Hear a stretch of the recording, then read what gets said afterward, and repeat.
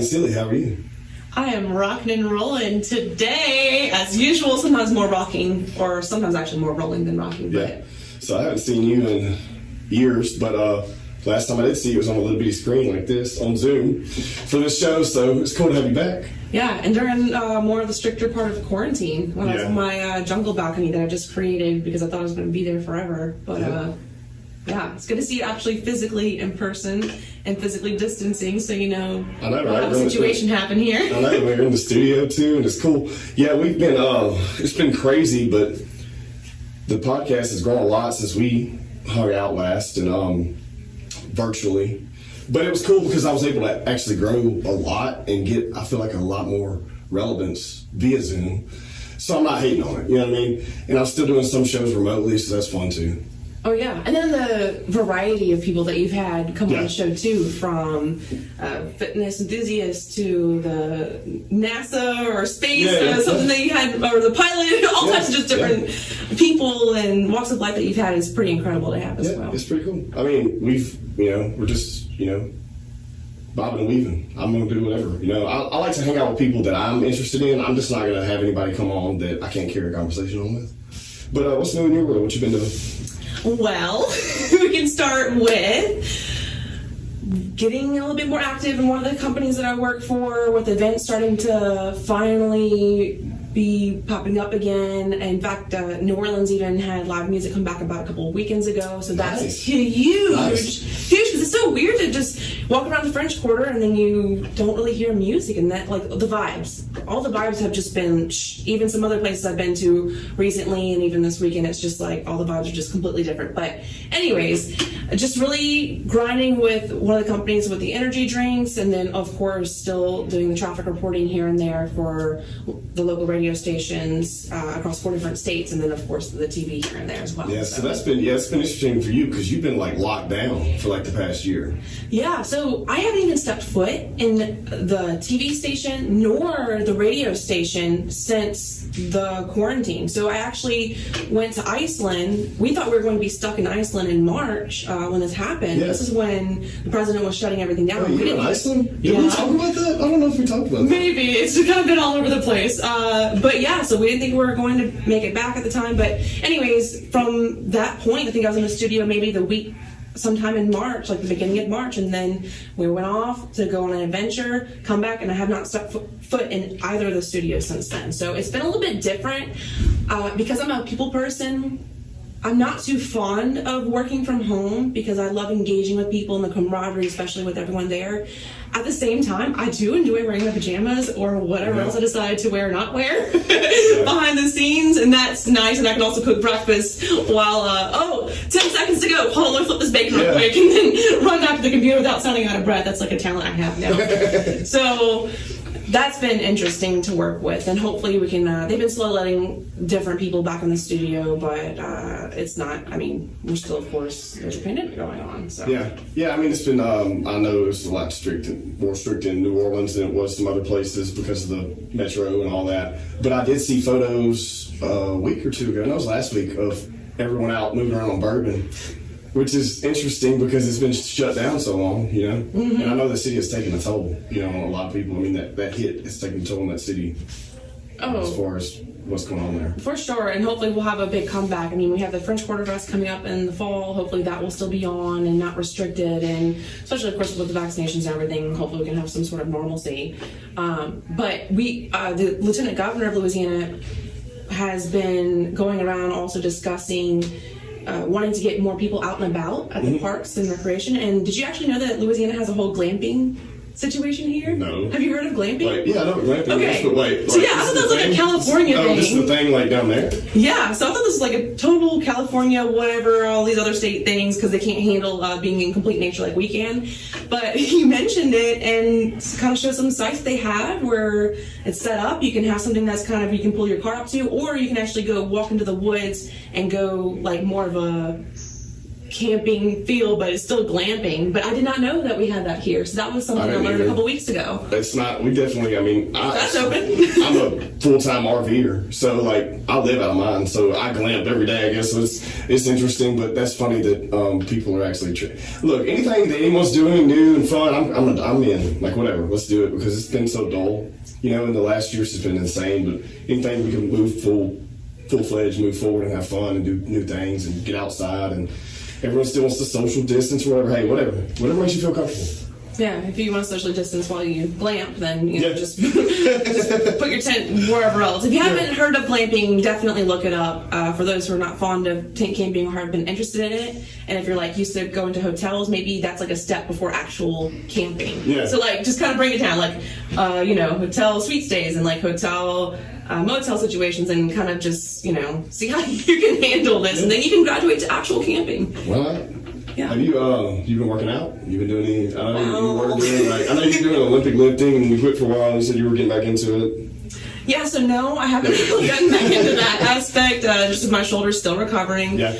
But I did actually get back in the gym recently, and let me just tell you, I killed the legs, and I'm still kind of suffering a little bit from it, like, especially the drive up here and sitting for hours. It's like, I get out the car, like, okay, maybe I went a little bit too hard on leg day, but I'm slowly kind of getting back into the fitness world, not beating myself up, more focusing on nutrition and how I'm eating and what I'm putting in my body. Yeah. Now than ever. It was opposite. Like I used to work out 4 or 5 hours out a day for different things, well, especially for like weightlifting, but now I'm more of like, okay, I'll work out here and there, but I'm more focused on what I'm doing outside of the gym. But I will say I have been getting into yoga a lot more lately. I kind of did it here and there for stretching purposes and everything else for when I did the heavy lifting, but even now it's nice because it's just my whole body just feels different. So I've just been kind of taking it easy. Yeah. A whole different world. Unholy, namaste situation. Yeah. Well, I know you're into CrossFit for a while, and I know a lot of CrossFitters. They're kind of basically their trade-off. They work their ass off and then they eat whatever they want to. That's like they're doing like, hey, whatever. Oh yeah. In fact, I would. Have you ever heard of those Go Rock challenges? Yeah. They have yeah. So I bring Lucky Charms with me and like margarita mix and whatever else. But anyways, that coincides with what you're saying about we eat whatever, but now I can't. Like I eat one muffin and I get like bloated. I'm like, oh nope. Yeah, I've gotten to where I'm doing carnivore right now, which is interesting. So basically, I'm just only eating meat, but then I have like a refeed midweek when I do a leg day, and I'll eat like carbs for one meal, and I'll do the same thing on Saturday. So I'm super excited. Whenever we get done here, I'm going to go eat a shitload of carbs, and then I'm going to go work out legs. So no veggies? No veggies. So what I'm doing is, it's a hybrid. People this is a hybrid version of what I'm doing.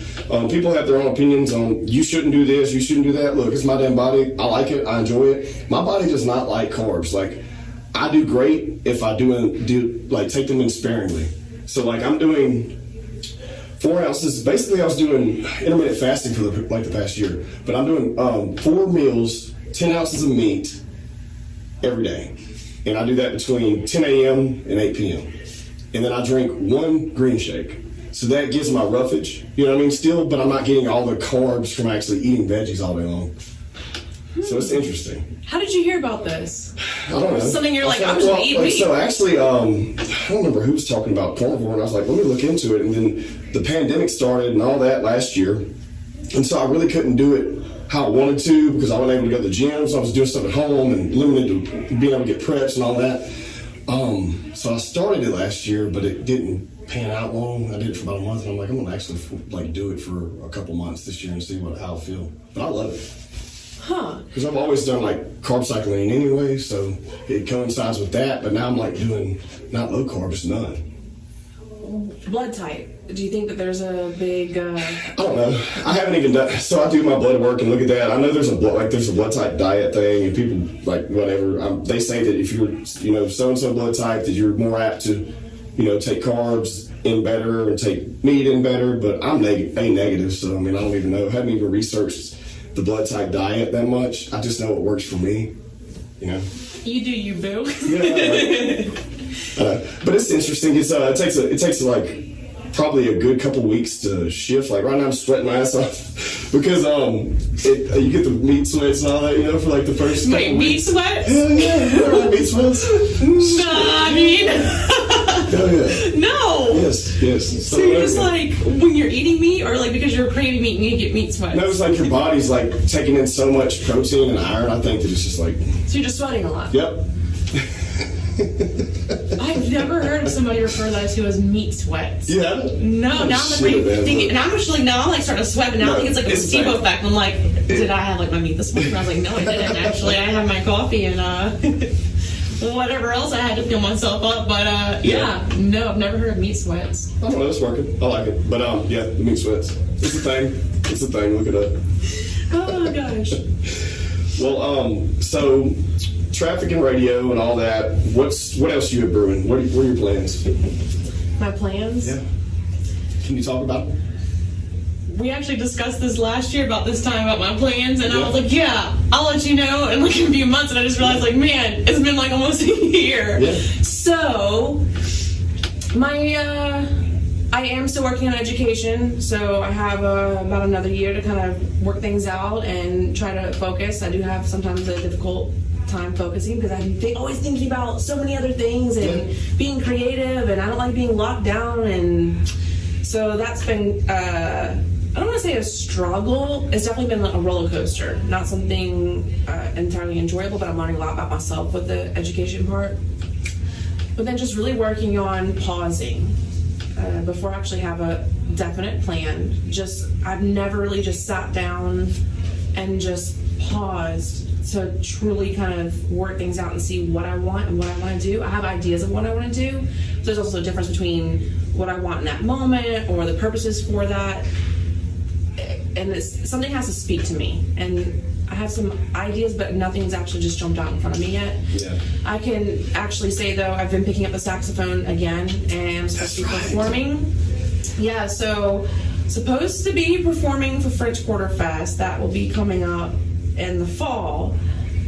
I just need to take my time and put more focus and energy to that as well, and then kind of just bring everything that I'm doing kind of into only like a couple circles and not spread out all over the place like I normally am. Yeah, I feel like you're like me. I'm all over the place. Like I have tentacles out everywhere. I'm like, okay, I need to hyper focus on these few things and hone in on those, and then leave those other things alone for a little while. We'll come back to them. Yeah, but I also enjoy it. I do get a lot of remarks. I don't know if you get the same thing about people. Sometimes will make comments like, "You're doing too much," or "You're doing this," and it's like.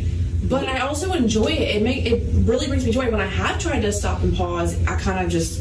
Well, it's funny you said that. Like, so you see people who dip into multiple things, like multi-level marketing or whatever it may be, and from the outside looking in, you're like, they're not really focused on what they're doing. They're just kind of taking it as it comes, and then if something new comes along, they jump into that, and they kind of jump. They ride the train there, and then so they're doing multiple things, but none of them are really bringing them any revenue or joy or anything. And I don't want people to look at me like that, because it's like, if I'm putting my time into it, typically it's going to pan out because I'm busting my ass to put my time into it, but you can only spread yourself so thin, you know what I mean? Mm-hmm. I think, too, and the fact that you brought up the multi-level marketing situation, with that whole world, I think people also aren't entirely, and I don't want to say most, all, whatever people, but some people don't feel entirely comfortable with themselves. So when they have a friend come up, it's like there's this thing about feeling obligated to do stuff. Yeah. And so I think that a lot of that comes from friends or family or acquaintances that say, hey, come to get on this. And I've seen people that sell things they don't even really truly believe in or not even really use, just because they might have felt obligated in the moment and then end up in this triangle. Yeah. So that's how I feel about that. I mean, there's some thing to, I mean, it's like anything else. It's gonna, whatever it is, whatever that, MLM is for this quarter, it plays out, and then something else comes along and they do it again. Hey, whatever, that's your hustle, you know what I mean? But I know a lot of people jump into that and they're half-assing it because they don't really know what they want to do. And hey, I still sometimes don't know what I want to do, so it is what it is. But the saxophone, so it's funny because I forgot about that. I completely forgot about that. Alto, right? Yes. Yeah, that's great. I do a little bit of a tenor, and I like it, but alto's just... Well, it's just very interesting. Like, you don't see a lot of female saxophone players. I mean, outside of high school band, and I played alto in middle school. It's funny. And I got up to like 8th grade, I'm like, I'm not going to be a band nerd, so I'm not going to do this anymore. I remember you mentioning that because I was like, hey, there's nothing really wrong with that. It's not like I did band and ROTC together. Oh, shit, yeah. But dance team on the side, so then I kind of like balanced out that nerd effect. You're a hybrid. Yeah, that's what we'll call it. Yeah, saxophone it's very sexy. In fact, if you're listening right now, Saxy Seeley people, that's going to be my stage name. Saxy Seeley. Saxy Seeley. Hell yeah. Yeah, so that's coming. Have you seen the Sax Squatch? No. Oh, you have to look this dude up. I don't think so. So there's this dude, he like blew up over quarantine. He does like covers of every damn song. And he's a DJ too, so he has like a mixing board and he'll play that shit in. And he's like performing now. He just collabed with the Oats from Hall & Oates. For a song, yeah, it's some crazy shit. You gotta look it up. So he actually, okay. He's dressed up in a Sasquatch. Okay, that's my next question. With glasses on, and he plays the saxophone, and he's good. I feel like I might have seen one video or something, but if I did, I also feel like I'd really remember it. But there's something I know about that. Maybe I heard the name or something. It's hilarious. I'm sure you've seen Sexy Sax Man. Maybe. You haven't seen that either? No. God. I guess I have a lot of catching up to do. You do your saxophone homework. Dang. Look, but you know what? I'm focusing on me and worrying about myself. It's like the little girl in that we talked about this too last time. The little girl in the vehicle. I always refer to this of trying to put on a seatbelt. Worry about yourself. Like, oh yeah. Like, I got my own thing going on. I feel you. No, it's funny though. You have to look this stuff up. It's hilarious. This guy plays saxophone, and you could hire him to show up and play at things, and he's hilarious. I don't even know if he's still doing it anymore, but I know he collabed with somebody for some. This has been years ago. But the Sasquatch thing is new, so that's funny.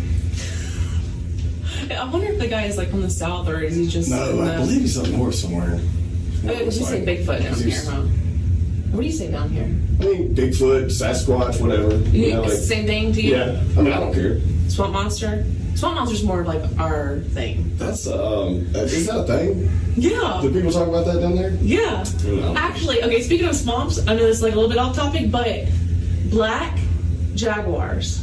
Yes, those are things. Like Black Panthers, Jaguar, Yes. whatever, yeah. People, especially one person I was talking to recently about the situation as I was giving a tour on the road trip. Mm-hmm. I'm like, yeah, there's definitely black jaguars here, right? I said panthers and I was corrected or whatever. Anyways, I think it's the same difference. Big black cat, okay? Yeah, we always said that. They released them, I believe they released them into Louisiana.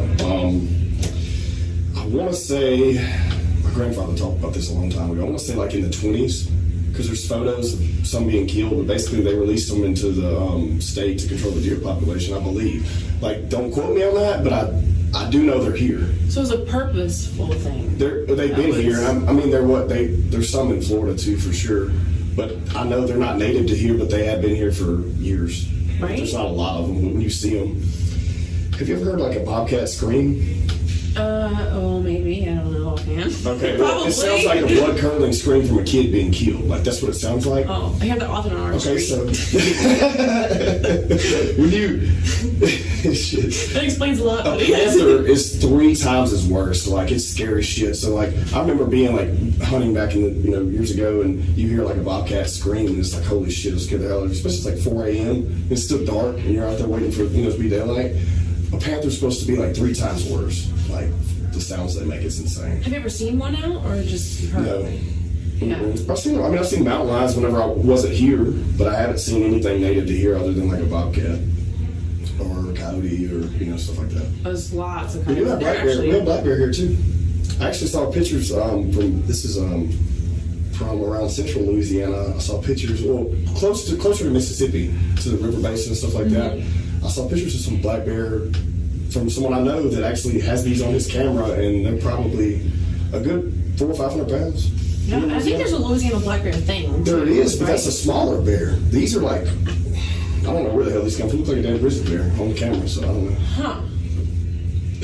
I'm just thinking.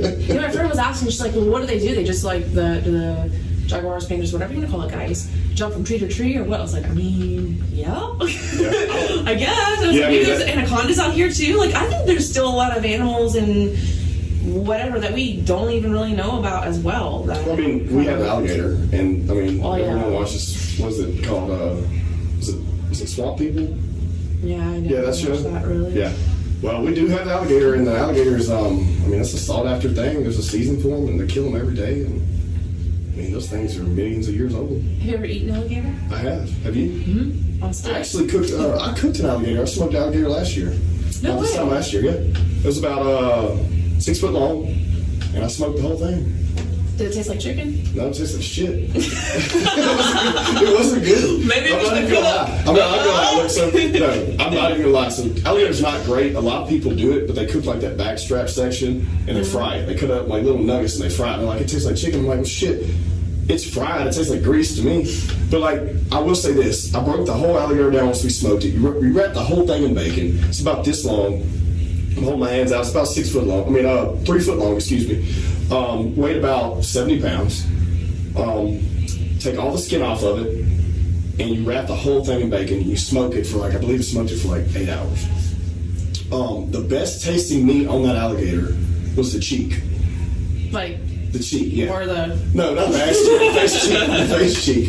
It was the best tasting meat on it. It was it had real, like, I don't know, because most meat you eat's muscle, and so alligator's probably the leanest meat you can get. Literally, no fat on this animal. That's why you have to put all the bacon on it. Well, that's why it doesn't taste as good. No, it doesn't taste great. But the cheek. So, if you want to try alligator cheek. That's probably the best part, in my opinion. Interesting. I won't say I can remember the first time I thought I tried alligator, but it wasn't. So I remember being in elementary school, and we go to Audubon Zoo in New Orleans, and I went with my family, and there was alligator as an option, and I was like, I want alligator, right? Because I thought it was like really cool. Like, I always did the weird stuff. Okay, I would eat the chocolate covered crickets and whatever else. I used to do that. It's like Crunch Bar, man. Yeah, I mean, he can't taste Yeah, it. I mean, I'm not fond of the scorpion lollipop because that's just like overrated to me. But anyway, so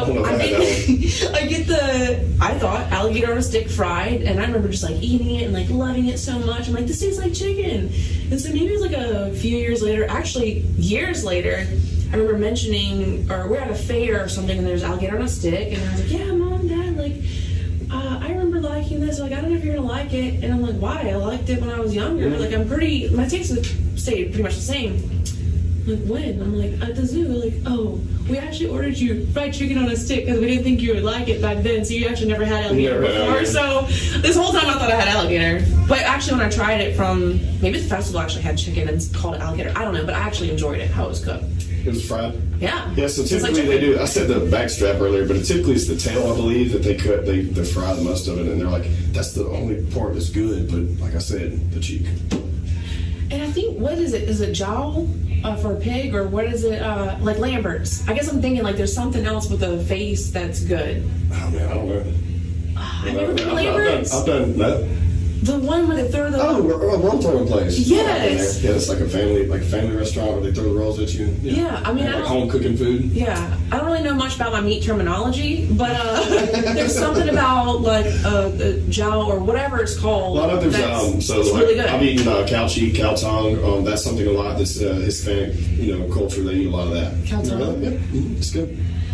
It sounds horrible. Yeah. But you'll I'm go in imagine. you'll go in these shops in like West Texas and New Mexico and stuff like that, and there'll be like a gas station. They make stripes. They're known for their tacos. You walk in there and they have all these things. Now it doesn't say that. It's just whatever the Spanish name for that is. And so you'll get it. Like carnitas. That's for pork, basically. But then you get. What is it? What part of pork though? So I believe it's part of. I think they do. Well, I mean, they call it carnitas because how they spice it, but basically any part of the pork they make into carnitas. But I believe it's like pork butt. Oh. Yeah. I like that. I don't know how we got on this meat conversation. It's hilarious. I mean, I guess meat sweats, carnivore diet. We'll talk about. See, guys, we're looking around for you all to get back.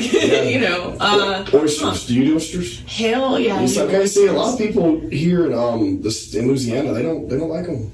Really? I don't know what people you're hanging out with. Well, you're deep south. You're deep south down there, so it's requirement, isn't it? I mean, not necessarily, but yes. Like, I don't, unless I'm, again, in my own little bubble here, but I love oysters, but I don't like, it's not like a thing, I guess. I don't know. Are they aphrodisiac? They say they are. Well, yes. I really don't know. I mean, I was going to make a big deal about that, but yeah. Why not? I mean, how many does it take to actually work? Because I've eaten 2 or 3 dozen, and I don't feel any different. Well, I think there's also factors that play into it. Like, I think maybe the Earth's gravitational pull. I think that whenever you're drinking or if you're eating them on an empty stomach, like, there's a lot. I mean, Like, first off, they're not an attractive looking thing to eat. I don't know. Like the last thing I don't know. I mean, I get where you're going with that, but I also don't look at my food and say, "Wow, this looks really attractive. I'm going to eat." No, I'm just thinking like after you eat that, what's attractive to me about that? Like you sucking an oyster out of a shell, you know? Because people swallow them whole too. Yeah. That's the thing. Is it? Yeah, so people you have chew it it up and swallow it? Well, no, not everybody chews it up. They just straight swallow it. Okay, well, I'll tell you this. So it's kind of like sushi for me. I didn't start eating sushi until I was in my early 20s probably because I was just uncultured. And I hadn't been around it. And I was like, ooh, raw fish, I'm not eating that shit. But I just started eating raw oysters. I would only eat them like baked for a while. So I just graduated to raw about the past year or so. Do you do the whole like sauce, the horseradish, and I'll put a little bit on there, but here's my deal. If you have to dress something up that much to make it taste good, why in the fuck are you eating it anyway? It's like in my opinion.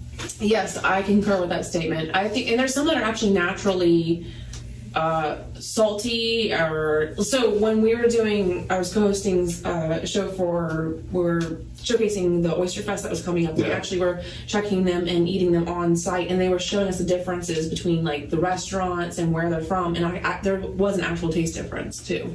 So there's just like a lot involved with that whole oyster situation. But yeah, I like them. I mean, I've had bad ones and I've had good ones, but I mean, my thing is like I've just gotten to where I could eat one by itself with like just a little bit of horseradish on or something. But I'm not doing the whole cracker and all that. I'll just eat the thing. Wait, so you mean you're not supposed to douse things in ketchup and like sauces? Whatever. I mean, I feel like it's kind of like being facetious a little bit there. Like, I mean, I get some it. people do. They think it's a thing. Fries, not even taste what fries taste like. I really want to taste this ketchup. So people should actually order ketchup with a side of fries.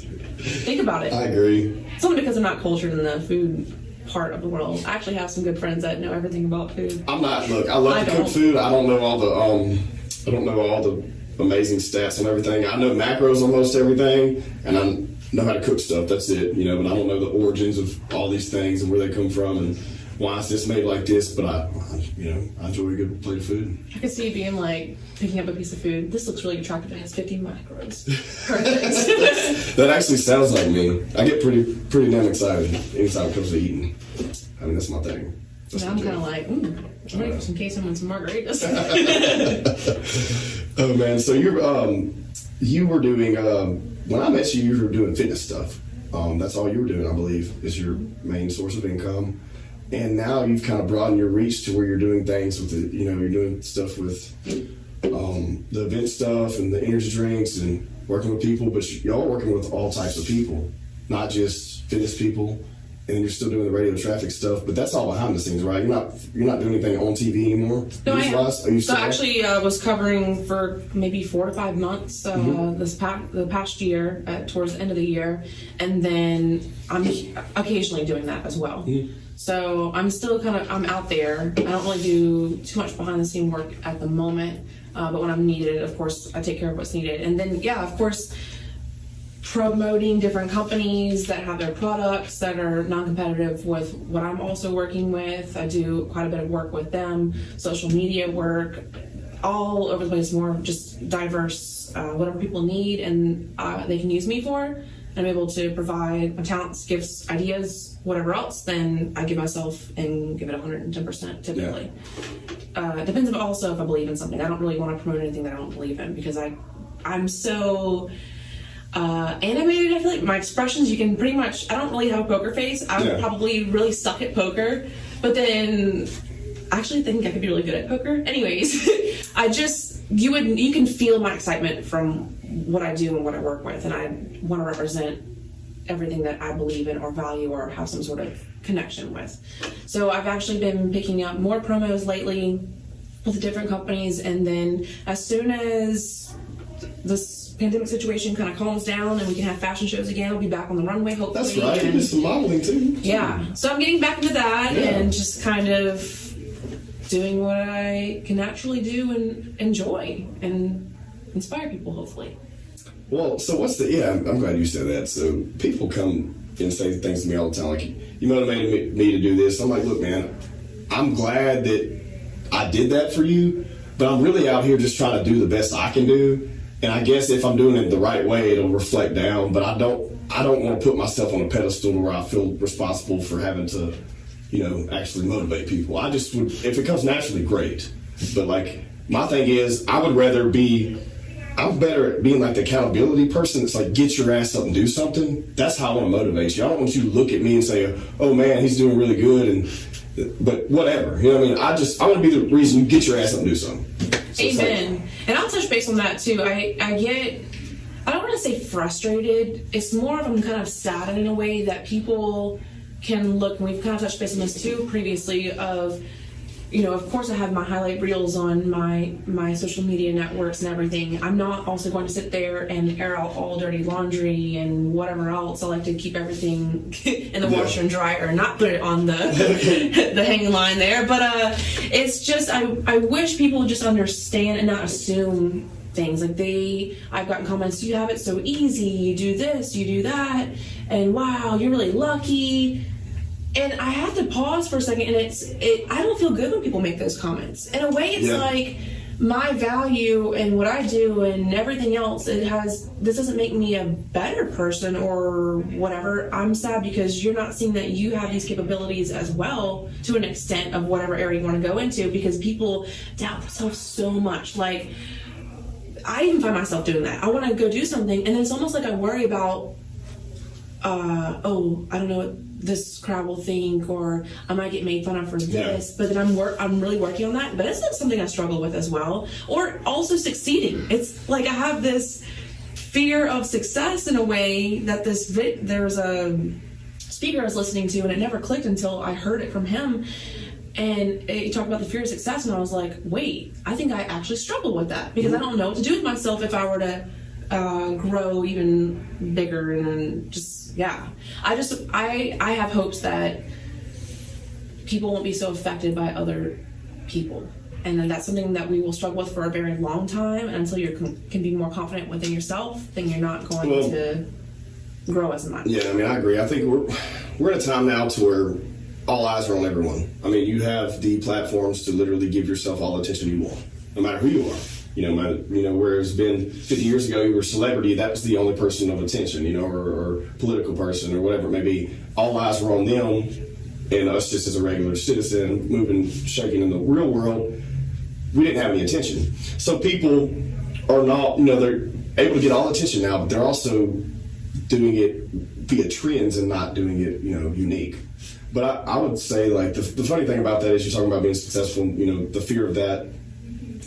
I'm so obsessed with the process of something, then once I'm completed and I have to have another one. I can't, it's like never satisfied deal. It's a gift and a curse. It makes me bust my ass all the time, but at the same time, it's like, okay, I achieved this, what's next? What's next? Which is great, I guess, because it's never going to be an end goal, I would say, It's nice to also ask what's next, but don't forget to live in the moment. Of course. Of course, savor the process. I'm saying I'm addicted to the process. I love it so much. And then once that's completed, it's the next process. Mm-hmm. It's not the getting to the... That's why I hate when someone's like, take the whiteboard and write down all your goals. Like, what's your goal for today? What's your goal for this year? What's your goal for 5 years from now? Man, fuck that. Look, what's your goal for today? Like, what are you getting done today? And not just setting those, points and saying, okay, once I get here, then what's next? I don't know. Also not getting too fixated on that. So I used to, not that I was ever really dead set on a plan or whatever, but when I would get fixated on something, I'd be like, okay, this has to be this. If something didn't go that way, I would kind of get disrupted. Mm-hmm. But now I've come to a point in my life, whether it's a 3-month plan, 5-year plan, the day plan, something were to happen, I'm just so chill, because I feel like, okay, well, whatever happens today, or let's say, I know this sounds silly maybe to some people, but okay, my vehicle breaks down, I'm still so relaxed about it. Okay, there's a I was saying this to someone yesterday. We were cooking for this event, and someone dropped their phone, and it messed up, and it literally ruined their entire day. I was like, look, man, you still have all your limbs. You're healthy, get over it. It's not that big of a deal. But we put so much emphasis into, these just material things. And we put that shit on a pedestal. But here's another funny thing, is isn't it funny that anything new you do is the most nerve-wracking thing ever until you do it, and it's not that big of a deal. Oh my goodness, yes. And I can even give a great example, and if my boss ever listens to this, maybe he can laugh. But when I first was about to go on air for radio, didn't really have too much experience on that side. TV was, and it's different. There is a big difference between the two and how you handle everything. There's a huge difference. Yeah. So there are times that he wanted me to come in, and I remember being so like, I think it's also being a perfectionist is what kind of got me. So I remember sitting there, and he's sitting in the other booth, and he's like, okay, you need to do these hits. I want to see how you hear how you sound, and yada yada. I remember I would have to make a certain amount of hits. But I'd also wait till like he's kind of not really paying attention to me, or he walked out the room and hurry up and do it. So he wasn't like physically there in case like I messed up. I was so fixated on making it perfect. I didn't even want to do it in front of him. He already hired me. But it was now that I'm doing it, I'm looking back like, dang, it's really not difficult at all. But I could remember how so worked up I was to even even say Colleen Seeley, and I was like, oh God, I can't do this. And that was even like that wasn't even no live hits or anything because it was just practice. But like, goodness gracious, how worked up I was about that. That's anything though, and then people put that on a pedestal like, oh my God, she's on TV, that's amazing. But to you, it's like it's just another thing because until you do that thing, it's gonna always be that way. You're gonna feel that way about it. Oh yeah, but even TV, I can remember going up to the green screen, and I would wait till people weren't like really in there, or I knew that certain people weren't coming through. But it was just, I don't know, I just got completely weirded out. But now I'm like, all right, give me like biggest green screen you got in the whole city, and I'll work my stuff and do whatever you need me to do, and it's just interesting to me. But there's a lot of things that I can remember reflecting, trying for the first time. I'm just like, and then now it's like, oh, haha. Come on. What's your, so you say like doing TV or something where there's a lot of attention. I mean, you're in a room with very few people in it, but you're broadcasting to a lot of people. So to get over that, I mean, so that was nerve-wracking for what, the first time? Or maybe the first, actually, months. Okay, so like what got you through that? Just being confident in what the hell I'm doing. Did you watch yourself? Like, did you go like micromanage, yes, but I was so yourself? Worked up about like watching myself, and it would be fine. But I would look at it and be like, "Oh Lord!" Like, but then I also knew that I wouldn't be on there if they didn't believe in me and know that I could do a good job. Yeah. But I'm so like, this has to be perfect. This has to, and I think something I really struggled with in the beginning was as I'm speaking. I think my brain knows a train wreck's about to happen in my head, and then it's like I just want to stop. You can't stop cold turkey on live TV. So that's something I worked on, and I never had issues with that. I just would just keep talking. Yeah. So sometimes I could just get out of a hole that might have almost kind of fallen into, but then I don't ever stop cold turkey because no. I'm more of like, get my head right, let's do it, boom. All right, go. Don't think about it. When I overthink about it, no bueno. Isn't it funny whenever you accidentally pause, but you feel like that's like 30 seconds, and it's literally a millisecond, and so you're like, shit, you're eating up that one little pause you had. I've done it on the show a million times. I'm like, shit, I paused. I should have kept flowing, and I listen back, and I'm like, holy shit, that's literally no one even noticed that. So I mean, it's funny how you literally overanalyze everything, but you gotta at the same time you gotta realize, okay, I'm doing this for a reason, and it's good to say not say a bunch, or repeat yourself. So those things are just critique, but the fact is getting up and doing it's not that bad if you get rolling. But I was just wondering, like, what was your process of getting over that nervousness? I can't give a definite, but it was more of a one day woke up situation, and like I had the shit together. Yeah, I mean I felt confident about it. I mean, there were still times even in the past year and a half where I would log in, or I would get so anxious the day before, like about my shift, and I'm like, and then the next morning, I wake up at 3 a.m. and I'm turning on the computer. I'm like, oh my god, here we go. I got this. And then I'm like, I can't do this. My brain would literally tell me, yeah, you can't do this. Like, you might as well just not even you might as well just say that you have computer issues, which I never did. I love my team so much. I would never do that. And that was ridiculous. But it was like the amount of doubt and fear that I had was trying to overpower the knowledge that I knew and make me doubt myself. And then I was like, oh, hell no. little doubt monster. I got this shit. So it was just more of a process than just kind of like riding a bike, literally. And something that helped a lot was when one of the anchors made a comment when I was starting off in the very beginning that kind of held into my head and didn't apply it as much because I would forget about it. But he made a comment, just when you're delivering your reports, discuss it like you're just talking to a friend of yours to get them to where they need to be. Hey DJ, if you're about to cross the high rise on I-10, approaching such and such, this just be like yourself and just relax, and that helped. Because I can also get excited and be like, and then kind of get into another world, but that's... You have to keep like a monotone like layout for what your character is, right? I mean, not character per se, but how you basically present the news. Yes, so news especially, yes, because you don't want to ever show favoritism on a certain subject, and that's which is very hard to do. If you think about it, it's very hard to facial expression or everything. So like keeping a straight face and not like grinning a little bit or like reading some shit that's like, oh god, like I can't believe I'm reading this. This is why that's gotta be hard. Let me tell you, this is I could not do this shit. I'd be like, no, and this is why I stick to something non-controversial, such as traffic, because of that situation. I even got asked to, hey, would you be interested in being a reporter? Let's do this and that. And quite frankly, big kudos to those out there that do that work. It is not easy at all. Not easy lifestyle. You got to be a robot for at least 30 minutes right there. Just like, gosh. Yeah, that sums it up. But I feel like if I was interviewing someone and I had that, I got bronchitis situation, I just would have just bust out laughing, like I would have lost it, like. Oh, that one, yeah. Yeah. So, and there was something serious, yes, I can handle, but it's just more of, no, I don't like also being told what to say, what to do. I like to just really. You're stating the facts. Yeah, and they do too. On weather. It was basically projected, like this is what we think is going to happen. But you know what? People actually get upset with the meteorologist as well because look, it's raining. They get pissed at them. Like the meteorologist catches all the hell, like always.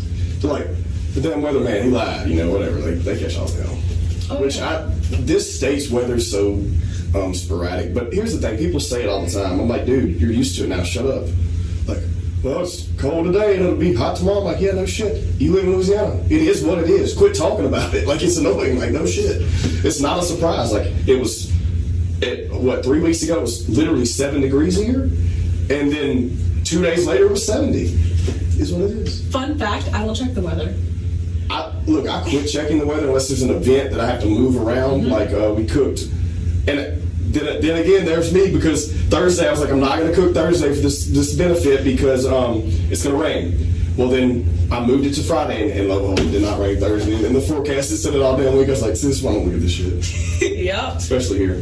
That's why I wear shorts, flip-flops, and a hoodie. So then I'm prepared, at least have my body prepared for the actual temperature changes. And then I actually have an emergency rain. Actually, while we're discussing this, it's kind of funny. So I was walking around downtown area, and then I picked up, it was just sitting there. Hold up. I kid you not, this is just on the ground. It is meant to be. So I'm prepared, is what I'm saying. So it's an emergency poncho, just sitting on the ground. I picked it up, I'm like, now I'm like fully prepared. You there's like some cocaine like within this pack or something? We'll give it back then. Just kidding. No, it's just random emergency poncho. So my point is, I'm fully prepared for this whole Louisiana situation with the weather. But yeah, with events and such, I still don't even go to the extent of that because it's even in that area. So especially if you're watching the news, when they talk about viewing areas, it doesn't mean the whole city will even experience it as well. Yeah. Like you could even have an area where you're perfectly fine and you don't have to cancel. Hey, can you break down this is your specialty? Can you talk about like it's gonna rain, like so 70% chance for rain? What does that mean? Okay, so everyone weather, traffic is mine, but it does coincide with weather. Okay. So what I can say is that yes, it's the 70% of the viewing area. This is what they will experience. Okay. I have to call my friends. Not there's a 70% chance that it may rain today. It's 70% of this area is going to be rained in. That is what I understood because I thought it was the other way around. I used to think everyone thinks there is an 80% chance. So okay, it's most likely it's going to rain today. Well, it didn't. But then it was confusing because it's like, well, when it did rain, why isn't it not 100%? I never understood that. And then it was explained to me, guys, I hope I'm getting this right, but it's that percentage of the viewing area that we'll experience. That makes sense, but everyone still views it as a percentage of the area. It's percentage. No, they don't know. It being, okay, 50% chance of rain, it may or may not. I also don't use umbrellas. I don't either. I think I don't know. Never. I've never used an umbrella in my entire life.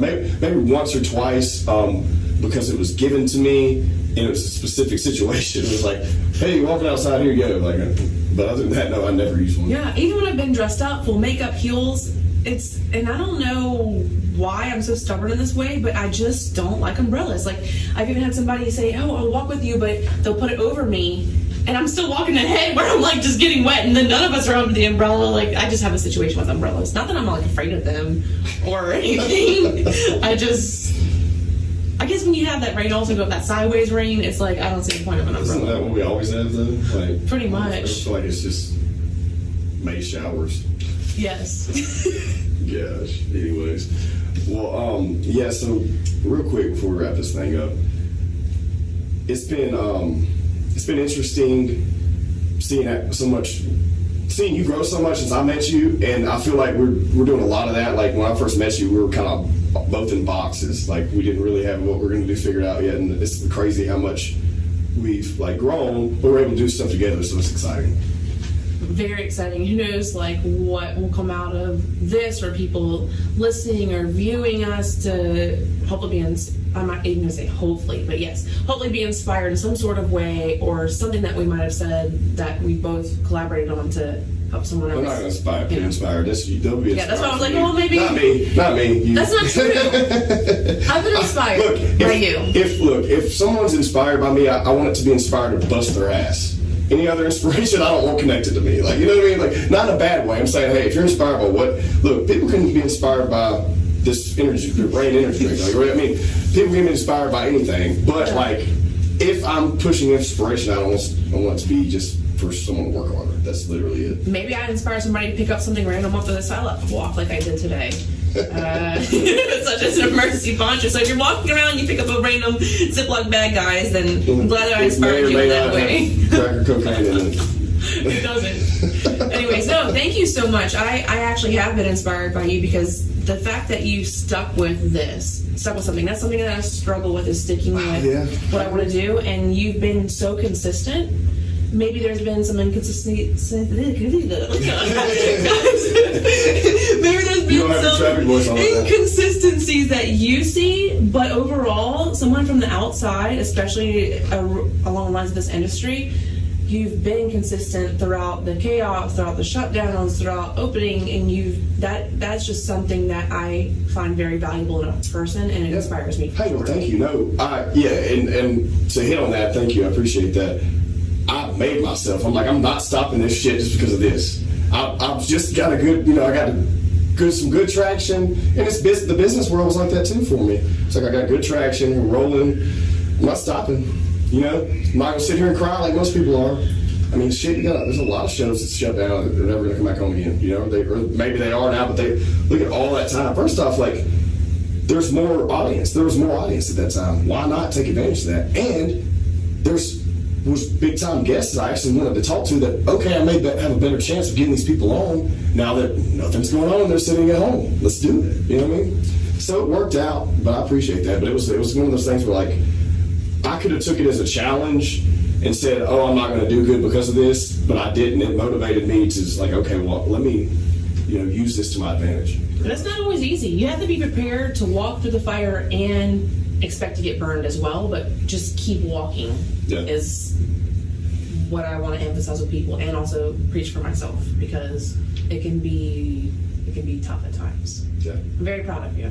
Oh, man, look, I appreciate I'm not fishing for a compliment. I appreciate that. I'm proud of you. Hell, we're kicking ass. I think we're both doing things, and I'll just leave it like, hey, we're doing things. But any final thoughts? Any plugs? Anything you want to talk about before we wrap up? Sure. We actually have, while we're talking about plans, apparently I forgot that I have a big plan coming up on May 1st. Something will be released, so look out for that. For you? Yes, myself and another person. Okay. We're very excited. We just recently collaborated about a week ago. This is someone I had worked with previously.